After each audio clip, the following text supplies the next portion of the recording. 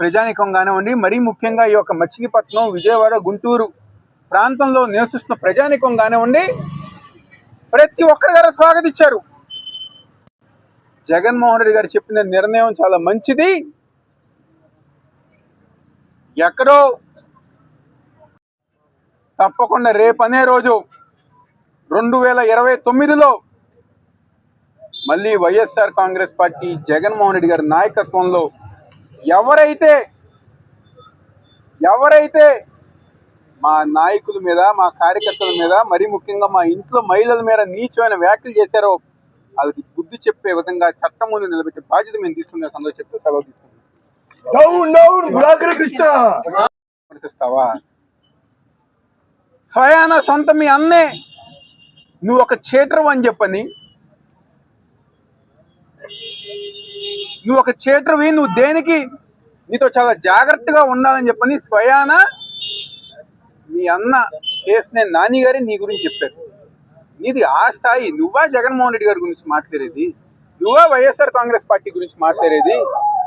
ఇంకా మహా అయితే నువ్వు ఉండేది 3 సంవత్సరాలు ఎంపీగా. నీకు టికెట్ ఇస్తారో లేదో తెలీదు.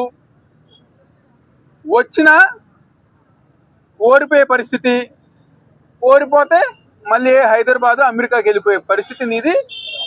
నువ్వే విజయవాడ నగరంలో లేకపోతే వైఎస్ఆర్ కాంగ్రెస్ పార్టీ జగన్మోహన్ రెడ్డి గారి గురించి మాట్లాడతావా?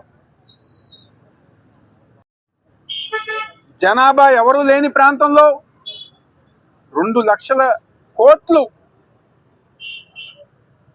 నిర్మించే ఆ అమరావతి బదులు ఈ ప్రాంతంలో 20,000 కోట్లు, 30,000 కోట్లతో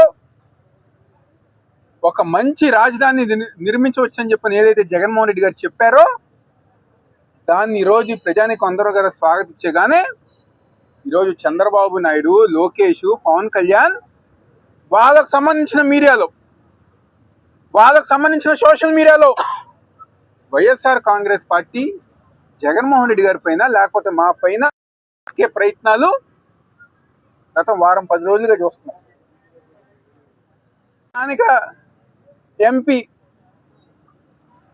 జగన్మోహన్ రెడ్డి గారు విమర్శిస్తూ ఏదో 11 రెడ్డి అని చెప్పని మాట్లాడుతున్నారు. నువ్వేంటి? నీ స్థాయి ఏంటి? ఎంపీ అంటే మెంబర్ ఆఫ్ పార్లమెంట్ నుంచి మట్టి ప్యాకాట్గా మార్చిన నీచమైన మా కర్మ నీలాంటి ఎంపీ మా విజయవాడ ప్రాంతానికి ఉన్నాడు. ఇసుక దగ్గర నుంచి, మట్టి దగ్గర నుంచి, ప్యాకాట్ దగ్గర నుంచి, ఫ్లై యాష్ దగ్గర నుంచి దందాలు, సెటిల్మెంట్లు, దేవాదాయ భూములు లాక్కోటాలు, డబ్బులు వసూలు చేస్తాలు. నువ్వేంటి? నీ స్థాయి ఏంటి? ఇదివరకు విజయవాడ నగరంలో ఐపీ పెట్టి